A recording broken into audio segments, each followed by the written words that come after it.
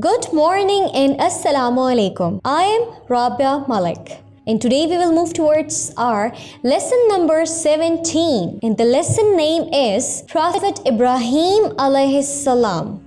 Part 2, the Great Fire. So let's start. Upon returning from their festival, the people found their idols smashed and broken into pieces. They knew Prophet Ibrahim alayhi salam must have been behind this, as he stayed behind and did not take part in their festivals. When the people asked Prophet Ibrahim alayhi salam if he did it, he told them to ask the idols what had happened. But the people knew they were only wood and stone and that they could not speak.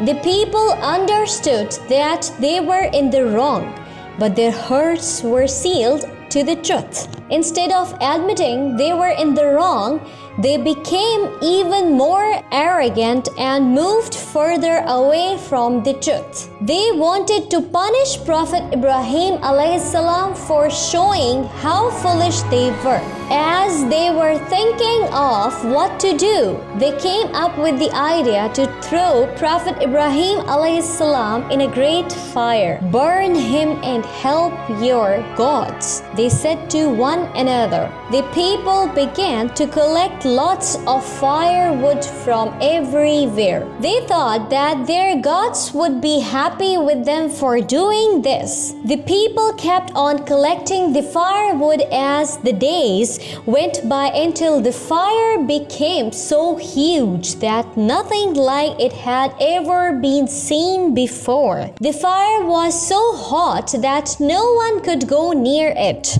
without getting burnt. It looked as though the sparks from the fire would touch the sky. The people tied Prophet Ibrahim's hand behind his back and put him in a catapult and then threw him into the fire. As Prophet Ibrahim alayhi salam was falling into the fire, Angel Jibreel came to him and said, "O Ibrahim, is there anything you need?" Prophet Ibrahim alayhi salam said, "From you, no."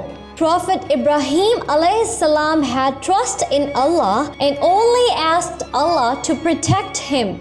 The angel of rain came and asked him if he should release the rain and put out the fire. But Prophet Ibrahim alayhi salam did not accept his offer and kept on saying, "Allah is enough for us and an excellent protector He is." Indeed, when Prophet Ibrahim alayhi salam was thrown into the fire, Allah ordered the fire to be cool for him and not to hurt him. The fire did as Allah commanded it, and it was cool like a garden for Prophet Ibrahim alayhi salam, who enjoyed his days and nights in it. When the people saw that the fire did not harm Prophet Ibrahim alayhi salam, they were shocked. And they knew Prophet Ibrahim alayhi salam was telling the truth, but they still did not want to believe in his message. Prophet Ibrahim alayhi salam came out of the fire without being harmed and he was safe and sound.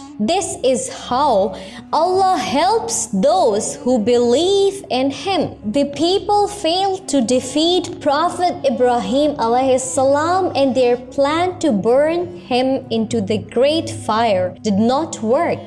The king of Babylon, Nimrod, heard about this great miracle. So he called Prophet Ibrahim alayhi salam to question him. He wanted to know why he did not worship him and their false gods. The king asked, "Who is your Lord?" Prophet Ibrahim alayhi salam replied, "My Lord is the one who gives life and death." "I give life and death," said the king. He then brought two prisoners previously The king had ordered one of the prisoners to be killed and the other to be freed, but he changed his mind. He now ordered the one to be freed to be killed instead, and the one to be killed to be freed. In this way, he falsely believed that he was the one who gave life and death. Seeing how foolish the king was, Prophet Ibrahim alayhi salam said, "My Lord is he who makes the sun rise from the east. So why don't you make it rise from the west?" When the king heard this, he became speechless. He did not reply to this, nor did he want to believe in Prophet Ibrahim alayhi salam and accept the one true God, Allah. Instead, he ordered Prophet Ibrahim alayhi salam to leave Iraq and not to return. At this point, we will end the lecture. Thank you and Allah Hafiz.